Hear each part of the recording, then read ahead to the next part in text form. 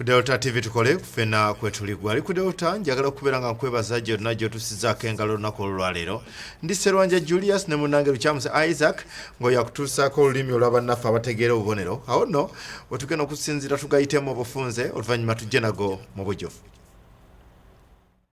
Ebikulu mu Masukkulumu. Before I respond, that is one, on the Katushabe allegation, on the utterances, I need all the facts first. Sigenda kubako kyenjogera.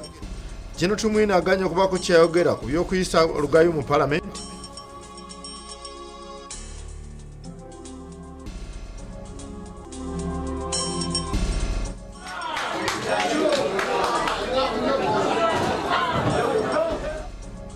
Gumuse muvi.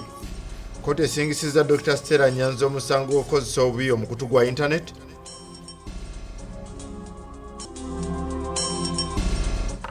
Twategeeza government tuwe guma kukusembayo kale tukyalize government tuwa sente. Tetugenda kuzikiza. Abasomesa n'abamatendekero ag'awaggulu baganya okuyimirizaako eddiimo.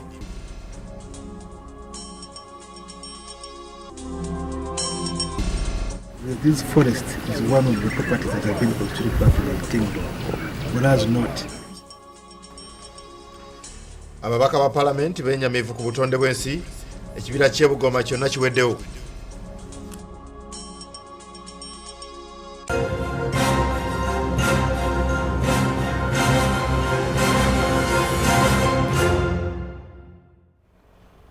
Weewaawo gaagano mu bujjuvu.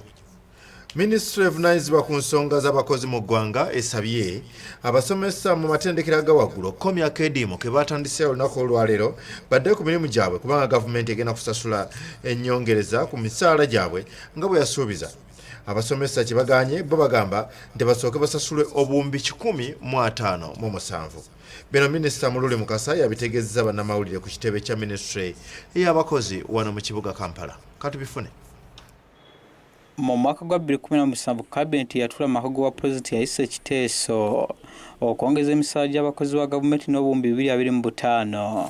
Mu mwaka gw'ebyensimbi 2019-2020 obuwumbi 1,700 bwayisibwa okutandika okwongeza abakozi ba gavumenti wabula tezaamala gavumenti nesalawo okwongera obuwumbi 1,000 Minisitule y'abakozi. Ku nsimbi zino obuwumbi 1500 ze zaagerekebwa okwongera emisaala mu byenjigiriza nga amatendekero aga waggulu galinako obuwumbi 15 eri abasomesa n'abatali basomesa.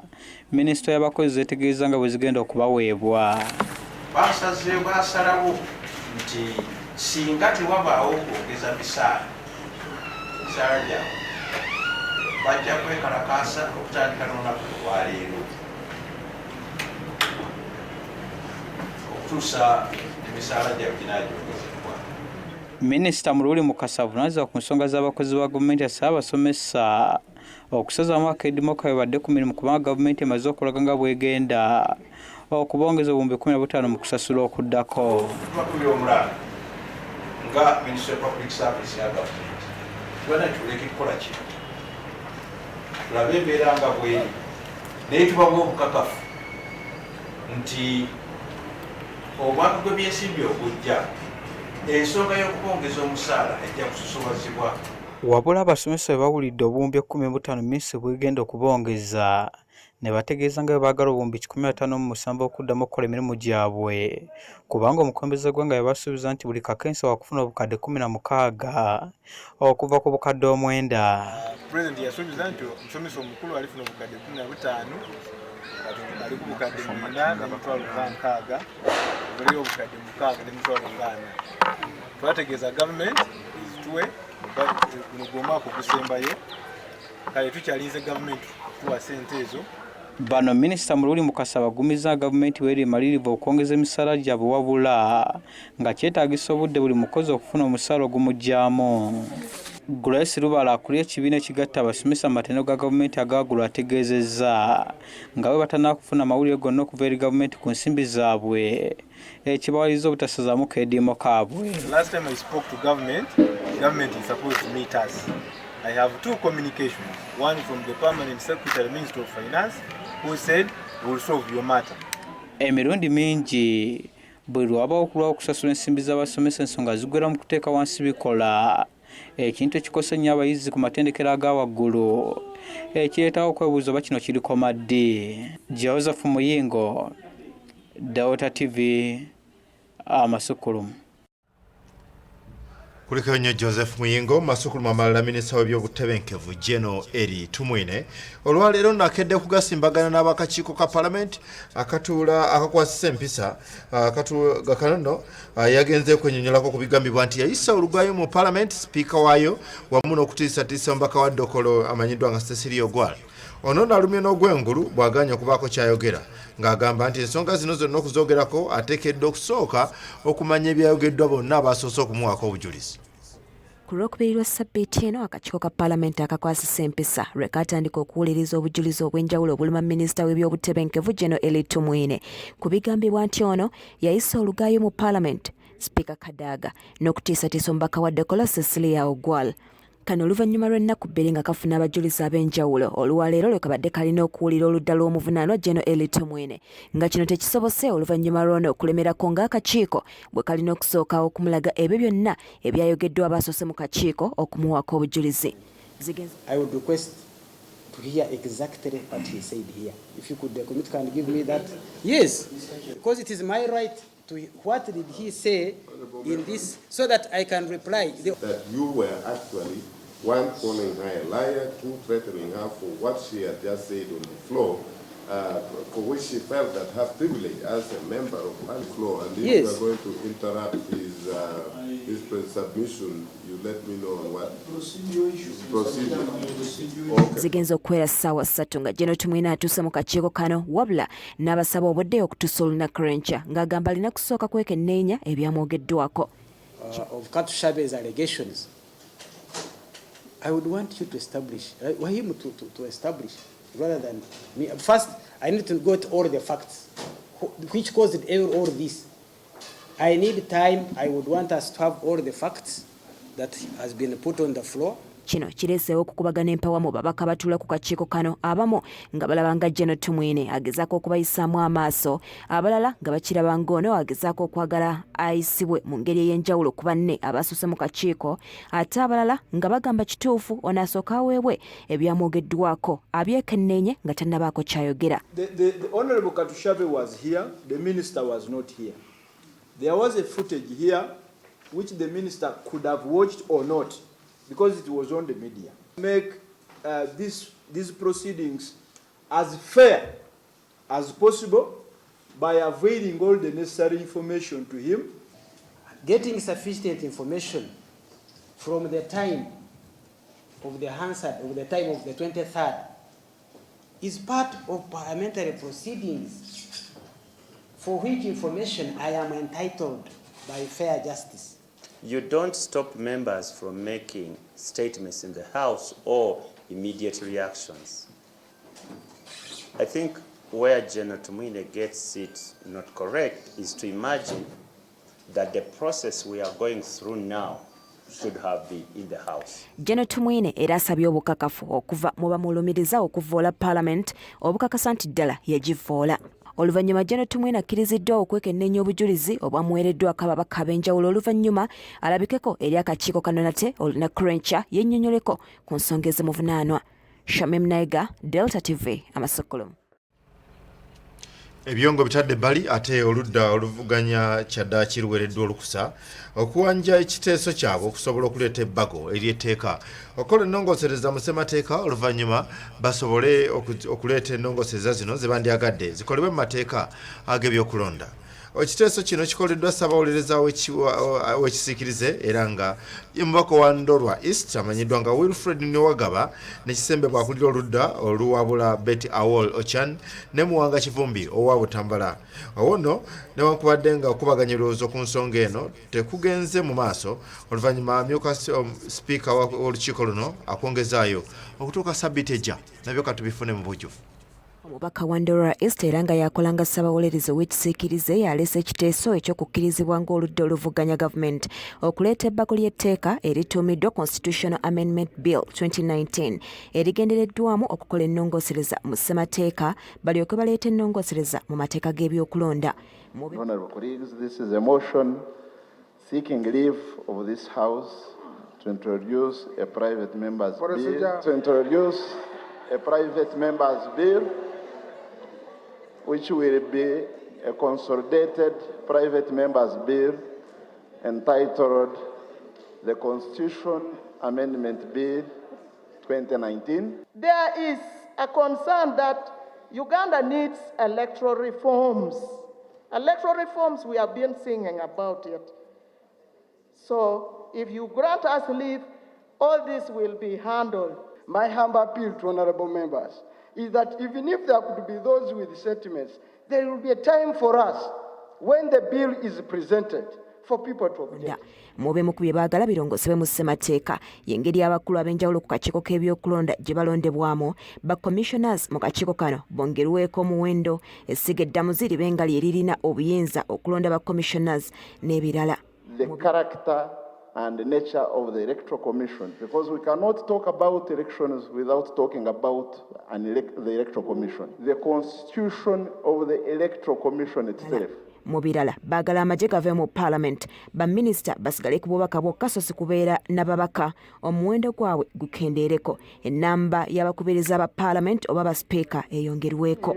We also want to look at the character of this particular house, the composition of Parliament, and also in particular the speakership, because we are proposing to have a speakers panel, especially in instances where if the speaker and the deputy speaker are not in the country or able to chair sessions for one reason or the other, Parliament should be able to proceed with. Wabula amyuka ssabawolereza wa gavumenti Mwesigwa Rukutana ku nsonga zino ategeezezza ng'ebimu ku biteeso ebiri mu bbago lino bwe bireetawo okutondawo offices empya ekitegeeza nti gavumenti yakusaasaanya ensimbi endala ekintu ab'oludda oluwabula kye bawakanyizza. I want to tell this August House that the bill has financial implications. Yes, the motion, I want to show you. The Article 93, which talks about restrictions on financial matters, is not relevant at this stage. Wanamyuka Speaker Jacob Oulanyah wasinzidde nayongezaayo okukubaganya ebirowoozo ku nsonga eno okutuuka sabbiiti ejja. Allow me time to reflect on this and come and guide the House in a way that will cover most of the engagements we have had about these similar matters. It will be a more comprehensive ruling that can guide us. So I'll pause it here and until the ruling is done, then we'll open up the debate and then move properly. Shamim Naiga, Delta TV, Amasukkulumu. Ebyo ne bibadde mu lukiiko lw'eggwanga olukulu. Bwe tuba tuvuddeko eyo ate poliisi yeeyimirizza ekivvulu ekibadde kigenda okubeera mu kisaawe ewankulukuku kino nno nga kyatuumibwa ekyepukulu kibadde kya ku Sande eno oluvannyuma lw'okutegeeza nga weefunye amawulire ti ekintu kino kiyinza obutatambula bulungi era bwetyo nekiyimiriza obutagenda maaso. Patrick Onyango ono ye mwogezi wa poliisi ya Uganda mu Kampala n'emiriraano asabye ababadde bategese ekivvulu kino okugondera ebiragiro kubanga kino kisaliddwawo lwa nsonga za byakwerinda. Ekyepukulu 2019 ani asinga kiri wankulukuku mu kisaawe nga nnyo ogw'omunaana olutalo luli wakati w'abayimbi abasajja n'abayimbi abakazi ani asinga endongo etandikirawo kwa Subu. Information received concerning the manner, the conduct, the characteristics and the likely outcome of the proposed music show does not guarantee lawfulness, safety and security for the public and the organizers. MC, ye Banjo Events, Navitex Products.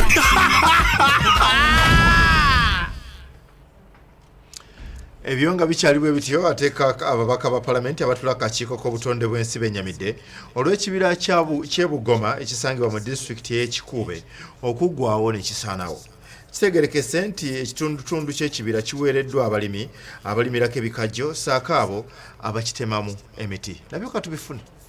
Kino kye kimu ku kitundu ky'ekibira kya Bugoma ekisangibwa mu disitulikiti y'e Kikuube mu bitundu by'e Hoima ekyennyamizza ababaka abatuula ku kakiiko ak'ebyobutonde oluvannyuma lw'okukisanga nga kyonna kumpi kisaanyiziddwawo.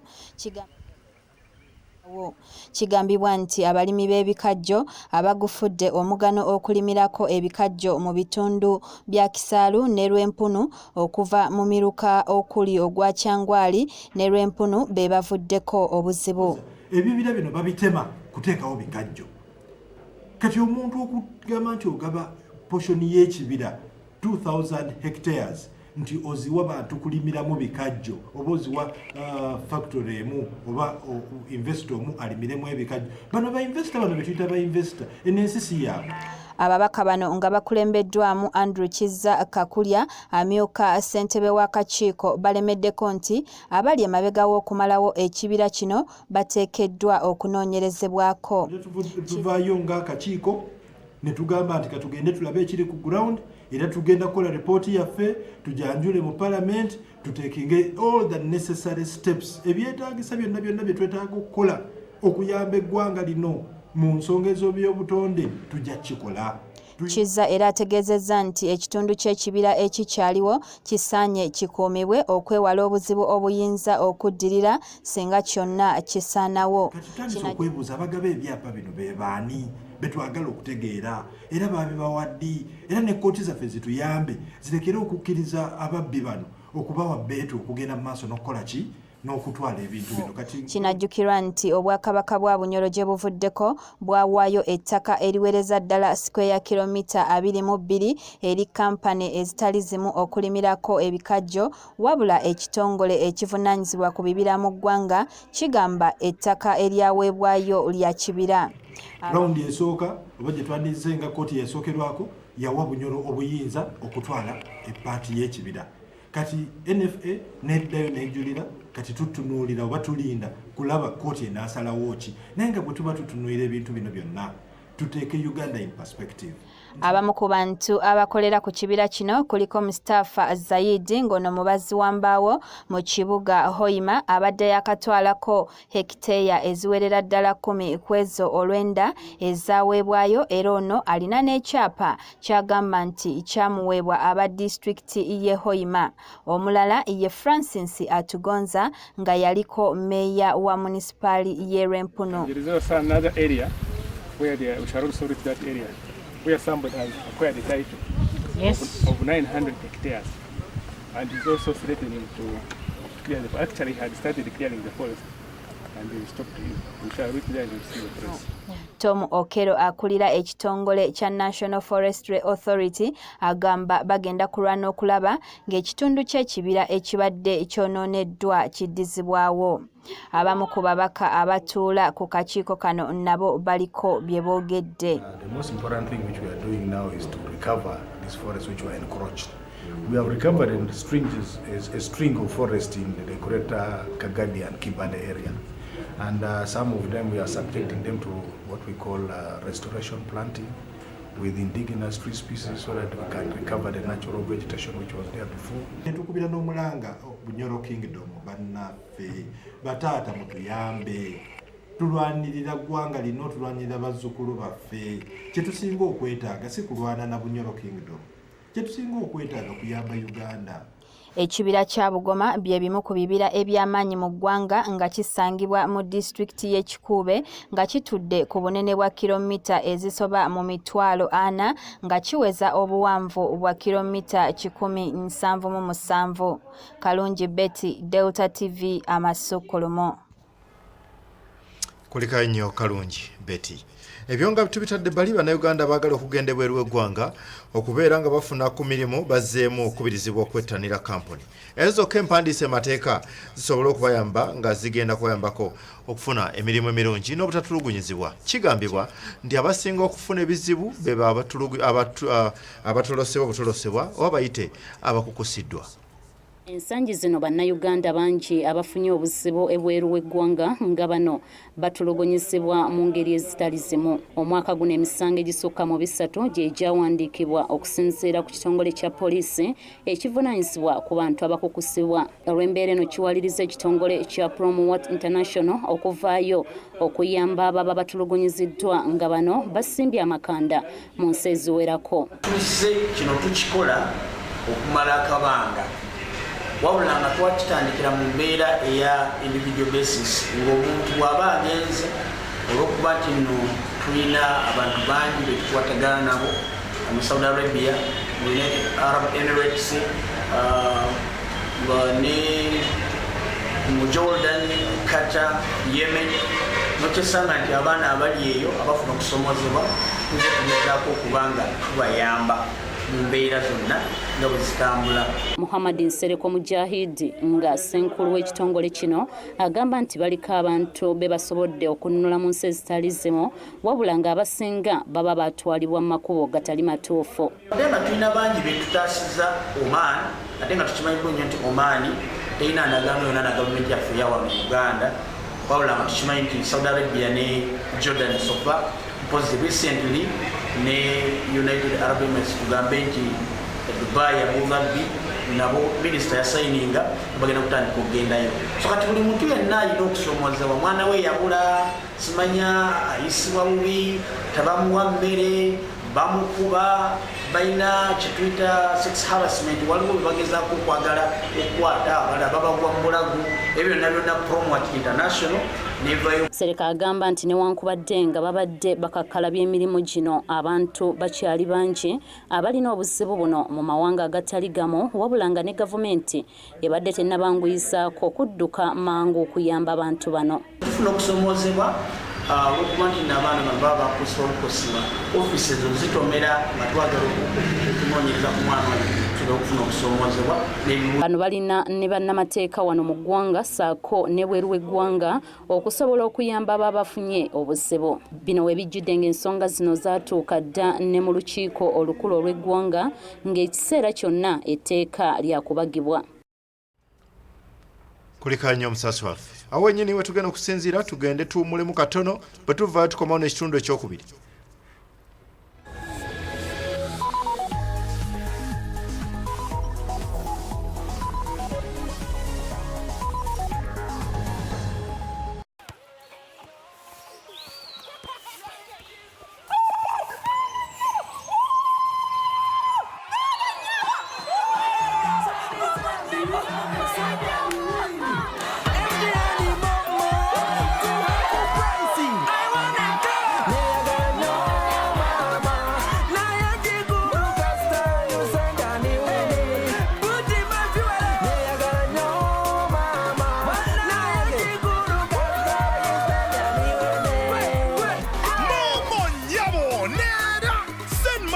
Price and win with MTN Mobile Money. Prizes include 24 Toyota Wish cars, 32 border borders, lots of money, MTN Kamunye smartphones and much more. To win, simply dial *165*1# and send money at half price. Everywhere you go, MTN.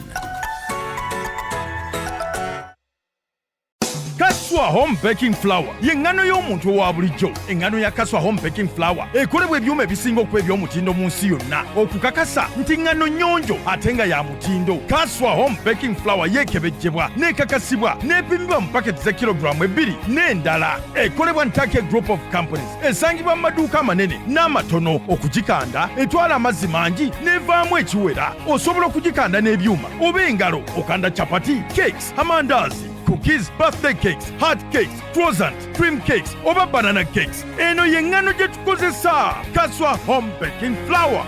Neighbor, you look stressed. There are so many bills to pay and the money is delayed again. Water bills, electricity bills, rent. I don't even know what to do. Why don't you get a Center Mobile loan from Centenary Bank to help you clear those bills? But when will the loan be approved also you? The Center Mobile loan is instant. That's right. You can now get an instant Center Mobile loan from Centenary Bank of up to 2 million shillings. It's so easy. Dial *211# and get cash now on your bank account. Or download download the Sente mobile app on your Play Store. Centenary Bank. Centenary Bank is regulated by the Bank of Uganda. Satu kiki yene namba 3 labono kiri 3 ku Airtel so sinyanga bwe kibadde kozesa siringi 3 buli katikitiki okukuba ku mikutu gyonna wano mu Uganda. Ngoli ku Airtel kubira ab'emikutu emirala gyonna ku siringi 3 zokka buli katikitiki. Kaakano Uganda na buli muntu ku buli mukutu gwonna akadde konna ku siringi 3 zokka. Twazisaze. Airtel, the smartphone network. Airtel elungamizibwa Uganda Communications Commission.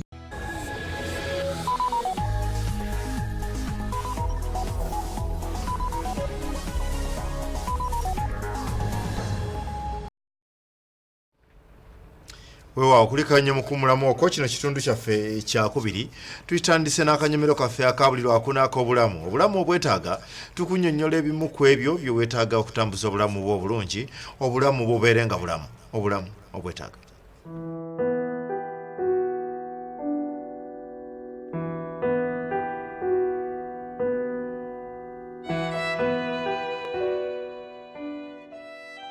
Engato kye kimu ku bintu ebitambula n'obulamu bw'abantu buli lunaku anti bangi ze tusiibamu. Wabula waliwo abantu abalina ekizibu ky'okunya ebigere nga singa ajjamu engatto mwattu ennyindo obeera olina okuzikwatako olw'akaswa akabi akazivaamu. Obadde omanya ekiviirako embeera eyo?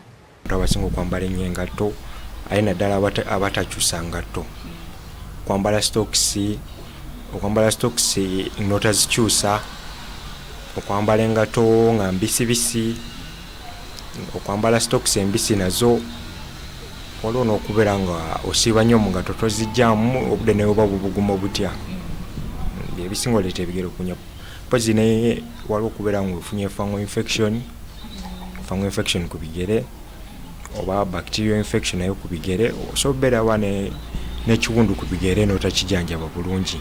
Embeera eno esinga mu bavubuka nga bangi be bagyereetera so nga abamu balabira awo nga batandise okuwunya ebigere nga Dr. Brian Kateeba okuva ku Pancare Medical Center bw'annyonnyola.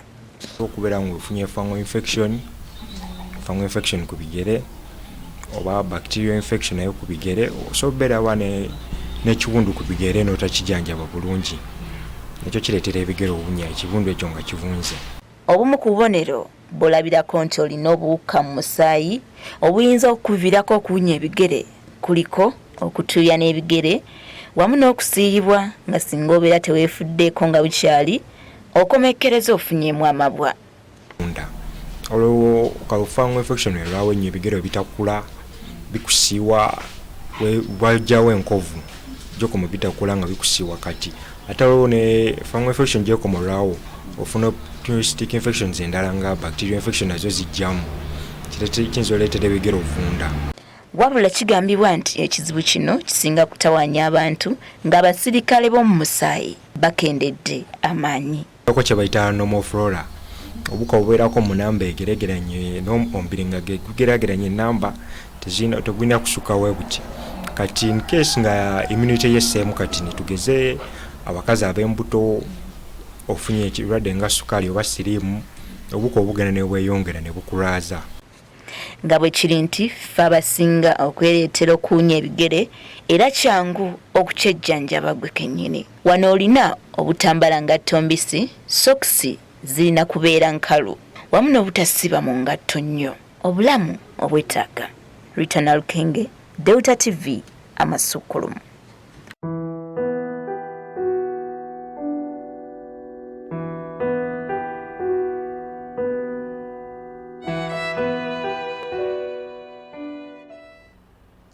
Wewa wano ku Delta TV tukiggumiza nti obulamu obwetaaga.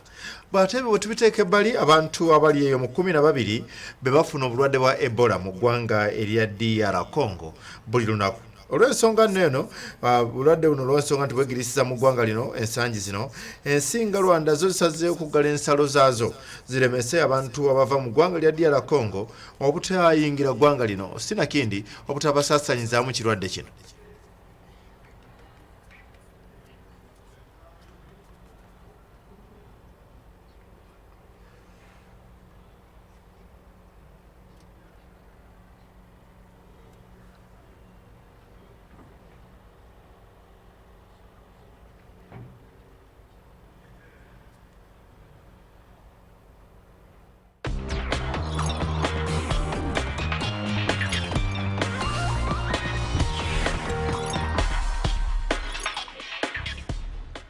Omubisi gwa katungulu akabisi gweyambisibwa mu kujjanjaba kkookolo naddala ow'amawuggwe ssaako n'okulongoosa obwongo. Muno mulimu ekiriisa kifaiba nga kisinga kusangibwa mu katungulu akamyufu. Omubisi guno guyamba mu kusaanyawo obutafaali ku bwongo obuyinza okukomekereza nga buleetedde omuntu okufuna ebizimba munda mu bwongo.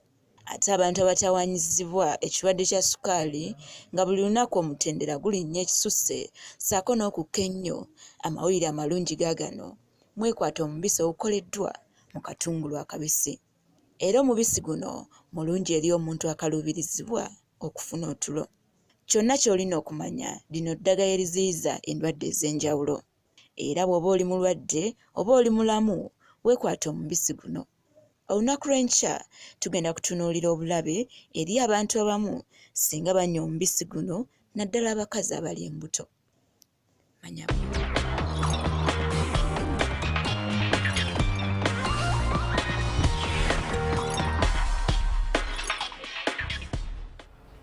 mutusonyiwumuko katono olw'embeera eyo emboozi eri ekanye ekyuma ky'omuzungu oba oliawo kigibodde. Bwe naabeteredde tujja kuba tugikutuusaako maaso awo. Wabula ye minisita omubeezi w'ebyenjigiriza ng'onaavunaanyizibwa ku matendekero aga waggulu mu gavumenti ya wakati Oweekitiibwa Dr. John Chrysostom Muyingo akubiriza abavubuka okukola ennyo basobole okulwanyisa embeera embi gye bayitamu entakera. Okwogera bino abadde mu disitulikiti y'e Luweero ng'agabira abavubuka ebbomba ezinaabayambako okufuuyira ebirime.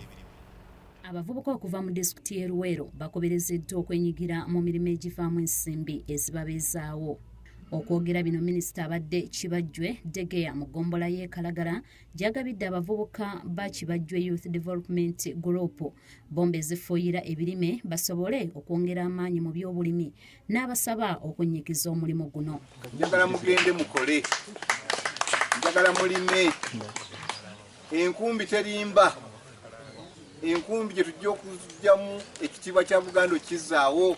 Bo abaweereddwa zi bomba bagamba nti embeera ebadde bazitoweredde era ke bafunye ebbomba zino bagenda kunyiikira okuzikozesa balabe nga basobola okwebbulula okuva mu bwavu. Tugenda kuzikozesa mu nnimiro so si okuzipangisa abantu abalala wabula nga ffe abazifunye okuzikwata obulungi kuba bwe tunaazipangisa zijjanga kuvaayo nga zaafudde. Tufunye ebbomba ezo tuba twanguyirwamu awadde walimibwa wiiki 2 ku 3 awo ojja kulimawo mu nnaku 3 oba 4 ate ogenda okola ekintu ekirala nawe gwesobola okukubira abavubuka nti okulima oba okukola omulimu gwonna okulima tekugaana kukola mulimu mulala osobola okulima n'okola omulimu omulala n'ogattako kubanga omulimu ogumu gusobola kuba nga gukuyimirizaawo. Kawoya Ivan Ssalongo agamba nti ekiruubirirwa ky'ekibiina kyabwe kyakulaba nga basitula abavubuka okubajja mu bwavu. Kirina ekigendererwa n'essuubi nti kijja kutumbula abavubuka baffe nga kiyitamu ezo pulojekiti ze tutandise awamu n'enkola eza gavumenti yaffe nga OILP n'enkola eya Operation Wealth Creation. Obwakabaka bwa Buganda bunyiikidde nnyo okulaba nga obulimi butumbulwa nga kino ne gavumenti eya wakati ekikutte n'amaanyi. Webale nnyo omusasi waffe. Ye omugenyi wa Ssaabasajja Kabaka ow'enjawulo Sultan ow'e Sokoto nga Alhaji Muhammad Bakari Saad bin owokusatu onono n'abantu be olwaleero bakyaddeko kulimu ku masomero aga Ssaabasajja Kabaka ng'ekigendererwa kyekyokulaba engeri Ssaabasajja Kabaka wa Buganda engeri gyakuttemu ensonga y'ebyenjigiriza naddala eri omwana ow'obuwala. Kino nno kibadde ku Lubiri High School ettabi ery'e Buloba. Okulambula kuno kubadde kulembeddwamu omukwanaganya w'enteekateeka y'obutebenkevu n'enkulaakulana mu Bwakabaka obw'ennono obwa Sultan Alhaji Mohammed Samaria Mere wamu ne banne abalala. Katubifune mbujjuvu.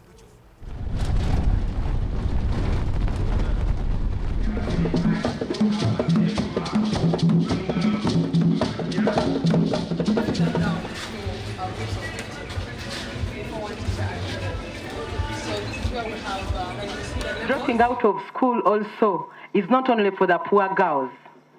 I've interacted with families where they have enough resources, but they haven't learned the reasons of why their girls should stay in school. We are going also to address that, because at least they have the resources, but the issues are different maybe discipline and other reasons, and the girls are forced out of school. The global forces are too many, forcing girls now to school, the ones with money, the ones on internet, and it's getting a problem. That we decided to put together a study tour to come here and see for ourselves and learn really on the ground.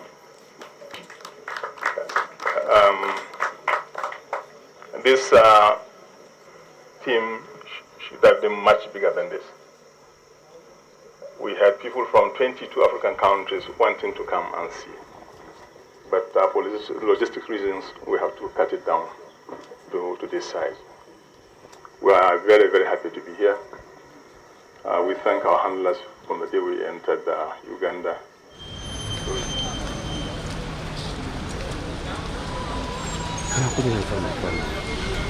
Good job.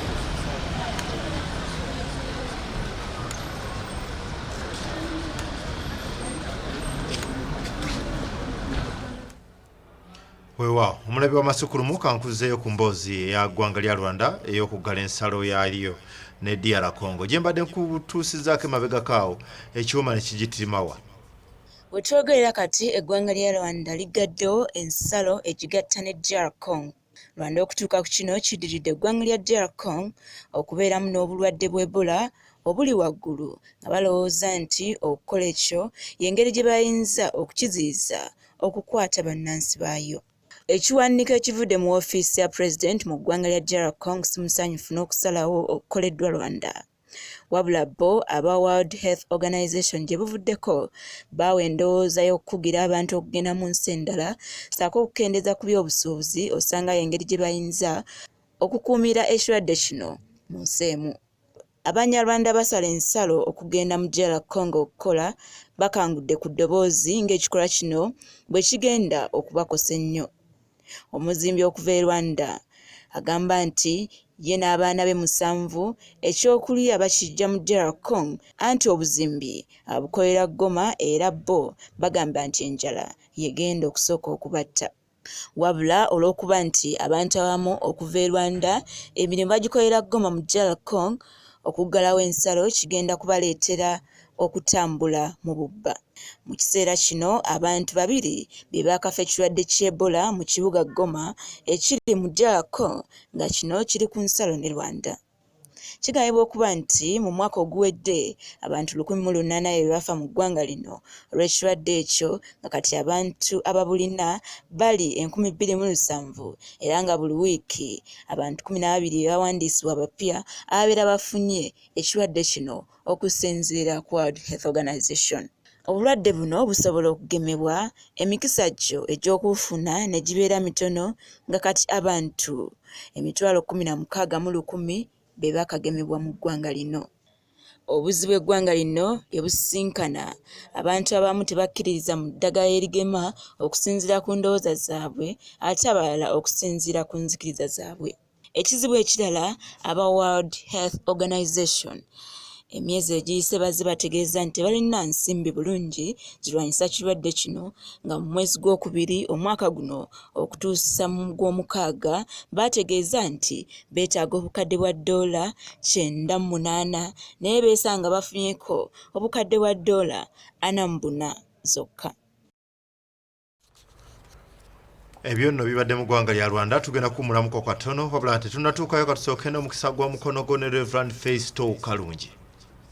Omukisa gw'omukono gwo wano ku Delta TV gukutuusibwako abantake bakery abakozi b'engano Kaswa Home Baking Flour engano esinga okuba ey'omutindo.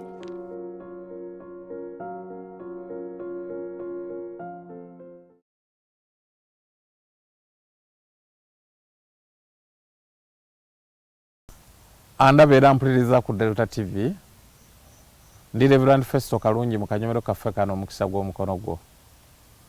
Ekyawandiikibwa kyaffe leero kiva mu ngero za Sulumani Sura 14 n'olunyolo lwa 23. Wagamba bw'ati: omulimu gwonna guliko kye gugasa, naye okubuyabuya kw'emimwa kwavuwaza bwavuwaza. Bayibuli egambye nti omulimu gwonna guliko kye gugasa, saagala muganda wange otegeere nti olina omulimu otandika okunyoma. Tonyoma mulimu. Bayibuli egambe buli mulimu gwonna guliko kyekugasa. Naye obubuyabuya bw'emimwa bwavuwaza. Mulimu abantu abatayagala kukola nga banyumirwa kwogera. Obubuyabuya bw'emimwa. N'akutunenaga ogwo mulimu siyinza gukola, guno siyinza gukola, guno gufaanana bwe gutwega nga ali awo kubuyabuya. Baga obubuyabuya bw'emimwa bwavuwaza. Naye buli mulimu gwonna ogukolebwa guliko kyekugasa. Njagala okusaba nkutegeeze nti omulimu guno bwe gubanga guliko kyekugasa, genda ogukole. Tonyoma mulimu. Ate gwe munnange oyinza okuba olina gwa bbeeyi, tonyoma gwa munno. Lema kulowooza nti ogwa munno muzibu oba mubi, ogugwo gwe gusinga obulungi. Katonda afuuna muzibu nnyo. Ye addira abantu munnange, ayinza okwesanga olimu gwa mulimu mubi ku gugwo, naye Katonda n'amusitula. Teri mulimu gutagasa. Nammwe abalala abakozesa bannaabwe, n'abakola n'abalala, oyinza otuuka ku sitaafu ng'okwo, nga kuliko abakola mu binaabiro. Naye nga gwe omulala oli manager, oyinza okulowooza nti osinga ono akola mu kinaabiro. Nedda, kubanga essente ezo si ze zimulabirira ewuwe. Entono ezo zaafuna ezo z'olabanga entono, ze ziyamba ewuwe, ezizo tezikola wuwe, si ze zirabirirayo. Noolwekyo omulimu newankubadde kufaanana gutya gumugasa, naye obuyabuya bw'emimwa bwavuwaza. Kale no toyavuwala ng'okozesa obuyabuya bw'emimwa, wabula Katonda akubeera omanye nti buli mulimu gwonna ogukolebwa gugasa. Naawe nsaba omulimu gwo gukugase ng'ogenda okukola, Mukama akuwa omukisa.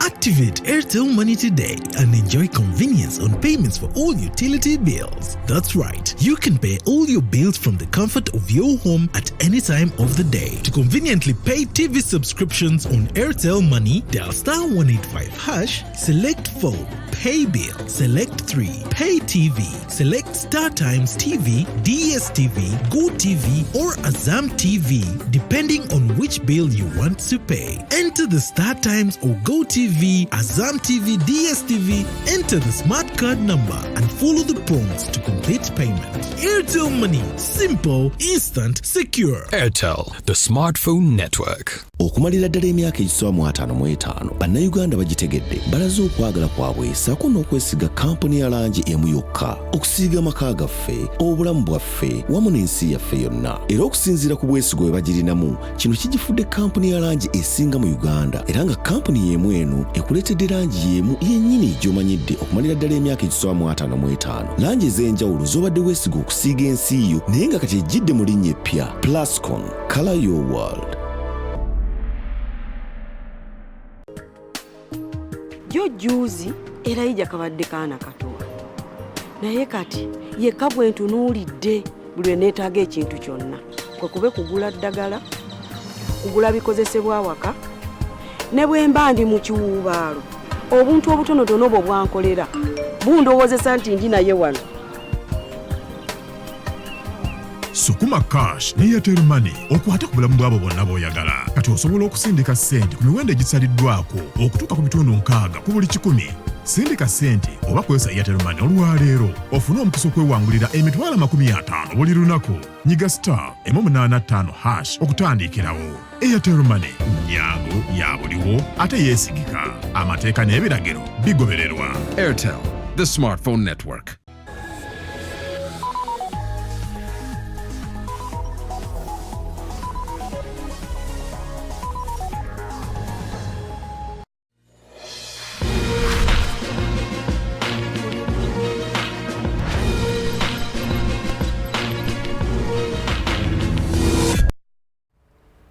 Mugabya obusubuzi meya atwala gombolola ye Nakawa ingini abali mwezo nsubuga.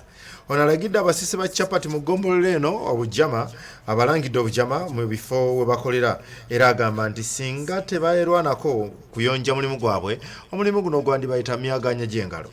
Ono n'okwogera bino abadde abanjulira ebimu ku biri mu tteeka lya KCCA erigenda okulungamya abali mu mulimu guno nga buno nno mulimu ebyokukuuma obuyonjo wamu n'okusasula omusolo ogwa siringisi 2 buli lunaku.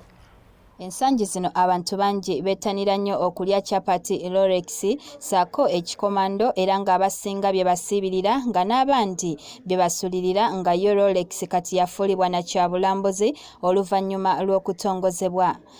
Mu kaweefube w'okulongoosa n'okutumbula obuyonjo mu bantu abakola omulimu gw'okusiika chapati, ekitongole kya KCCA kiriko amateeka ge kyaleeta ku batembeeyi mu kibuga saako abo abakolera ku mbalaza z'ebibuga era abasiisi ba chapati bagwa mu kiti kino. Meeya w'eggombolola y'e Nakawa Balimwezo Nsuubuga olwaleero ayanjulidde abantu bano abeegattira mu kibiina kyabwe ekya Rorosumbi Cake and Manders Association agamu ku mateeka mubadde okubalamba okuwa omusolo nga kwotadde n'okukuuma obuyonjo.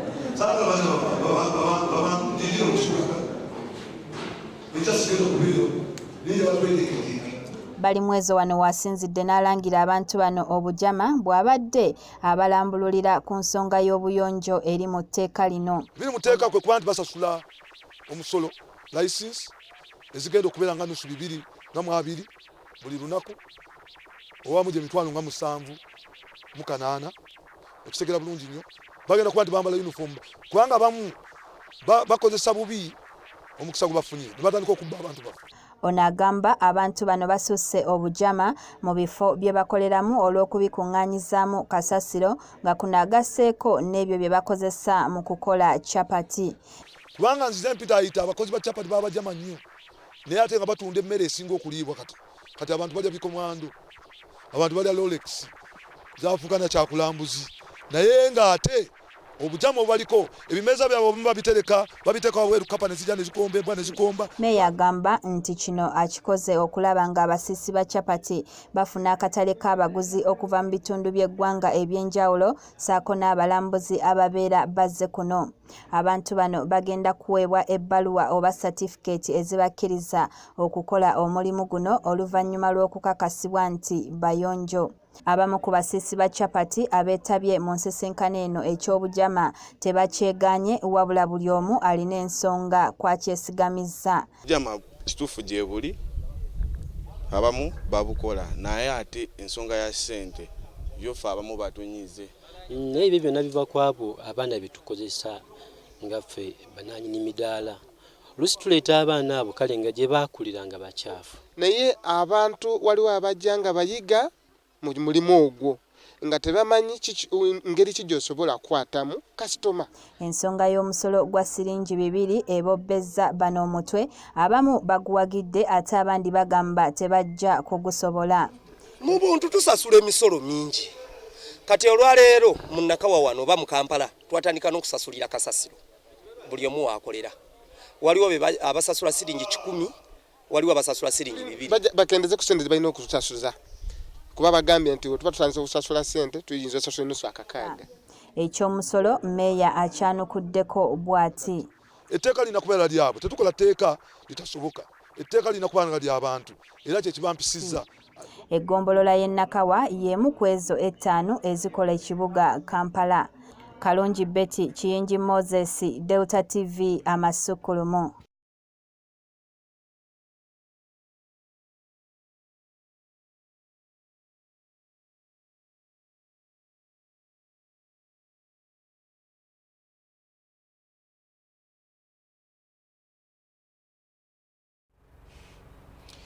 Koleka nnyo Kalungi Betty ne Kiyingi Moses. Mwebale nnyo otusangako ag'ebyobusuubuzi buli lunaku. Ate bwe tuvaako awo kkooti esookerwako ey'okuluguudo Buganda esingisizza Dr. Stella Nyanzi omusango gw'okukozesa obubi ebyuma bikalimagezi n'ateeka obubaka obutasaana ku kibanja kye ekya Facebook. Ono nno wabula yejjerezeddwa eky'okuvvoola omukulembeze w'eggwanga kyokka nga ye abadde agala emisango gyonna gimusinge. Dr. Stella Nyanzi asingisiddwa omusango gw'okukozesa obubi emitimbagano nga kkooti etegeezezza nti oludda oluwaabi lwaleeta obujulizi obukakasa nti Dr. Nyanzi yateeka obubaka ku mitimbagano ng'akozesa ekibanja kye kya Facebook. Omulamuzi wa kkooti eno Gladys Kamasanyu ategeezezza nti omuntu ategeera tasobola kuwandiika bubaka ng'obwo n'abussa ku Facebook. The post cannot be discussed openly in any contemporary society in this country or outside this country.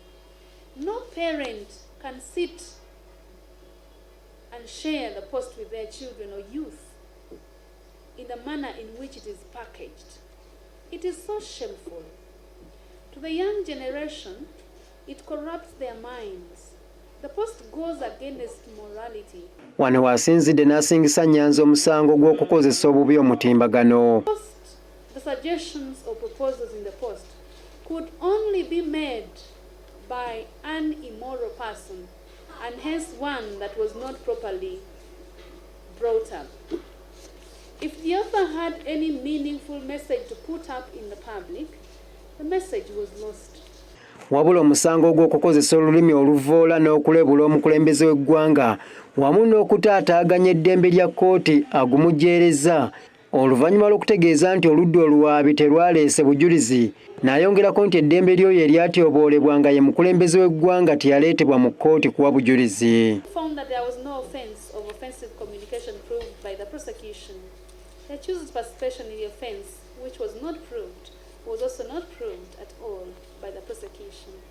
The accused is therefore found to be innocent of the offence of offensive communication contrary to section 25 of the Computer Misuse Act.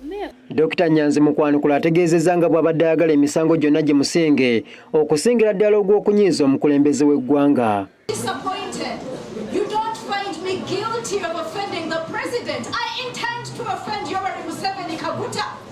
I wanted you to find me guilty of offensive communication against the president. Ono wabula ategeezezza nga bw'atalina kizibu na kibonerezo kkooti ky'enaamuwa. Jail me if you have to. Let my children be motherless. If it means I will speak truth to power. Ekibonerezo ekigwa mu musango guno kyakusibwa emyaka 3 oba okusasula engassi akakadde kamu mu emitwalo 4. Bannamateeka ba Dr. Nyanzi nga bakulembeddwamu Isaac Ssemakadde bajeemedde kkooti era nga tebalabiseeko mu kkooti. Nyanzi era yemulugunyiza ku kabuyonjo eziri mu kkomera e Luzira zaagambye nti mbi nnyo era ng'abadde asabye omulamuzi abeeko kyakola. The prisons, that is their work. Wabula nga bino tebinnabaawo abantu basoose kwekyawa ne bayimba ennyimba olw'omulamuzi okulwawo okujja mu kkooti.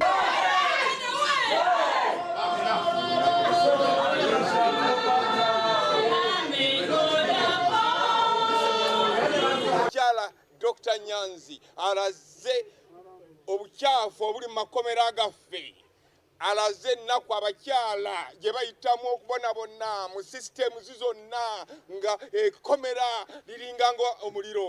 Baza Stella kubanga asobodde okwogera n'ayogera omutima gwe ekiri ku mutima n'akyogera, ye n'ayogera ne bannayuganda abatasobola okwogera, n'ayogerera n'abasibe, embeera y'abasibe mu kkomera mbi nnyo. Ayogedde ku bya toilet n'ebirala. Dr. Nyanzi omusango guno yaguzzanga ennaku z'omwezi 16 omwezi ogw'omwenda omwaka 2018 n'asindikibwa mu kkomera e Luzira mu mwezi ogw'e11. Kiyingi Moses, Annette Nakayibaale, Delta TV Amasukkulumu.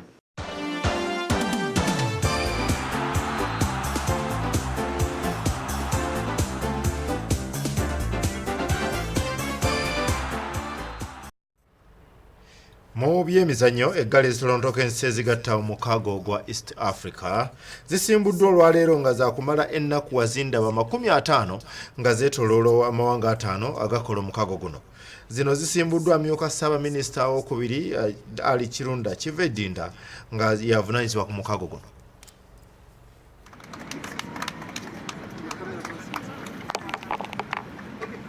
Gwe mulundi ogwokusatu ng'eggaali zino zitolontoka amawanga agali mu mukago gw'amawanga g'obugwanjuba bwa Afirika newankubadde zo ziwezezza emyaka 2 okuva ekirowoozo kino lwe kyatandikibwawo.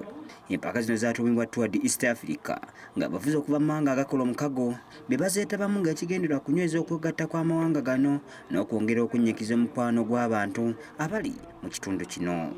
eggaali zino kutambula kilomita 1400 nga zakumala ennaku 5 nga zirimu abavuzi abasoba mu 10. Twogeddeko n'omukazi yekka eyeetabye mu kuvuga eggaali zino era aliko byatutegeezezza. Njagala ndaga abakyala nti mulimu ebintu abaami bye bakola nga naffe abakyala tusobola obikola. Kubanga waliyo abantu abamu eyo ababibuusa amaaso nakusanga kukuba ng'ovuga eggaali n'akutunuulira n'aseka kwegamba nga alaba kyanjawulo nnyo. Bw'abadde asimbula abavuzi bano, Minisita w'omukago wa East Africa Ali Kirunda Kiveedinda abasabye okwongera okunnyikiza ensonga y'okunyweza obumu mu bannamukago. Akati ffe tulowooza nti bwe tunaabeera awamu naye ng'abantu ba bulijjo be bakoze omusingi n'okuzuula ebiganyulwa, tulowooza nti okolagana organisation yaffe eya East Africa ejja kuba n'ekigendererwa. John Balongo wa Campfire Frog eri mabega w'enteekateeka eno agambye nti bakikola okwongera okunnyikiza obumu bw'omukago kuba abaguteekawo kye kimu ku bigendererwa bye balengera. Ekigendererwa kya kino bwe bumu bwa East Africa, bwe bumu bw'amawanga ga East Africa kye kigendererwa kya kino. Tugenda kuvuga tuve mu Uganda, tugende Kenya, tugende Tanzania, tugende Burundi, tugende Rwanda, tudde wano. Gerard Mutumba, Delta TV Amasukkulumu.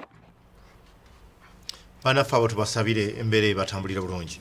Ate abavuzi ba motoka z'empaka ab'enjawulo bakubaganya empawa kwani ayinza okusitukira mu kikopo ky'empaka eza V-Power Pearl of Africa Rallies zinagibwako akawuwo olunaku lw'enkya wanene busiika. Wano nno babadde bakebera emmotoka zaabwe ku ssundiro ly'amafuta erya Shell e Bugoloobi. Naye omusasi waffe abaddeyo. Embeera bweti webadde ku ssundiro ly'amafuta erya Shell e Bugoloobi nga bannayuganda banyumirwa muzannyo gwa mmotoka z'empaka abamu tebalinze kuziraba lunaku lwa nkya nga zitunka mpaka za V-Power Pearl of Africa Rally. Ku mulundi guno abavuzi abasinga bagamba empaka baziteekedde bulungi okusinziira ku bidduka byabwe bye balaze nga bigenda okukeberebwa. Wabula mmotoka abamu ku bavuzi gye basinga okweraliikira eya Munnakenya Manville ekika kya Skoda nga bagamba nti ejja kuba ntaanya obutawangula empaka zino. Mmotoka eno yajjobya bannayuganda omwaka oguyise. Skoda ya Uganda yenemanyikiddwa mu nsi yonna. Skoda ya Uganda aliwantukira bawo omuliro nga wekigenda mu maaso bajja kugula bawalineke busiika n'embikajjo. Skoda ya sente nnyingi era ya bbeeyi egula akawumbi kamu n'ekitundu. Omwaffe emmotoka esinga ya bbeeyi mu Uganda ya milioni 5. Toyinza kugeza ku mmotoka milioni kawumbi kamu n'ekitundu. Skoda kama haijapata matatizo yote inachukua ushindi. Hauna mjadala. Wabula abamu ku bavuzi bagamba nti engeri gye bamaze okuyita mu makubo bakizudde nti omwegendereza yayinza okuwangula empaka zino kuba mmotoka zigenda kubeera ku misinde gya waggulu. Kola bulungi era ndinjitesitinze emirundi mingi. I'm used to the car. Mmotoka terina buzibu era nange sina buzibu twakwataganye. Barabarani tulikuwa tunakagua barabara na kwa kweli barabara za hapa ni nzuri sana na itawaruhusu madereva kuonyesha fani zao katika hizi mbio za magari. Abagizi babiri bali rutu ya misinde era kwa imotoka zina kudduka nnyo kwa rutu eri smooth. Yonna eri smooth. Abavuzi abawera 50 basuubira okuvuganya mpaka zino era ng'okusinziira ku mmotoka ezireeteddwa abalabi balabuddwa okuzabira ewala olwa sipiidi esuubirwa. Ndalisebuguza akulembeddemu abalwanira engule y'eggwanga yategeeza yevuddeko nti ayagala obona ekikumwana bwokka wabula ku mulundi guno ayolekedde okuvuganya okw'amaanyi olw'abagala engule. Ponsiano Wakataka y'omu ku bavuzi abatunuulidde engule y'eggwanga ate nga naye ngeri gy'alina mmotoka empya yeesunga okutunka ne Munnakenya gwe bawaana. Oluvannyuma lw'empaka z'enkya e Busiika ate ku lw'omukaaga abavuzi baakwolekera ekitundu ky'emukono gye banatunkira mu bikajjo. James Wanja, Delta TV, Amasukkulumu.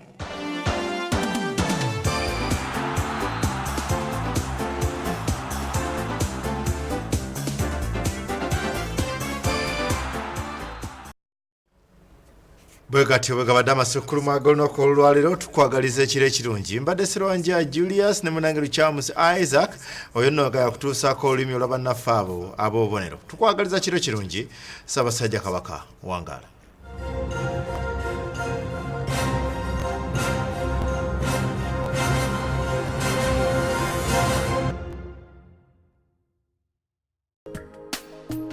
Jo juzi era ija kabadde kaana katowa naye kati yekka bwe ntunuulidde buli neetaaga ekintu kyonna kwe kube kugula ddagala kugula bikozesebwa waka ne bwe mba ndi mu kiwuubaalo obuntu obutonotono bwo bwankolera bundowoozesa nti ndi naye wano. Sukuma Cash ne Airtel Money okwate ku bulamu bw'abo bonna b'oyagala. Kati osobola okusindika ssente ku miwendo egisaliddwako okutuuka ku bitundu 6 ku buli 100.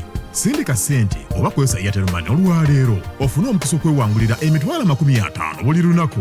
Nyiga *185# okutandikirawo. Airtel Money nyangu ya buliwo ate yeesigika. Amateeka n'ebiragiro bigobererwa. Airtel, the smartphone network. Wabula City Bridals Elly luno era gomugole anonye ekyokwambala ku mbaga yo lekerawo okuzunga anti ku luno yalese stoko omupya yalese gowns eza Cinderella, gowns eza fitting, gowns ezijjayo emibiri emirungi, gowns eza pure white gakuneno kweyatadde ne changing dresses eza katonya ate nga alina n'engoye ez'emperekeze ez'omulembe ennyo. Jjukira nti bw'opangisayo gown akateteyi ka flower girl kabeera kabwereere ebbeeyi ibeera yakuteesa ate era ng'osobola n'okusasula mpola mpola. Alina n'emmotoka z'abagole ezipangisibwa nga kuno kwogatta n'ebyokwewunda byonna ebijja okuyamba okubeera ng'onyumira ddala ku mukolo gwo. City Bridals ali Kamukamu Plaza, Quentebe Road, edduuka namba GF34. Mukubire ku ssimu 0752 41 87 75. City Bridals, yambala gown ey'ekirooto kyo.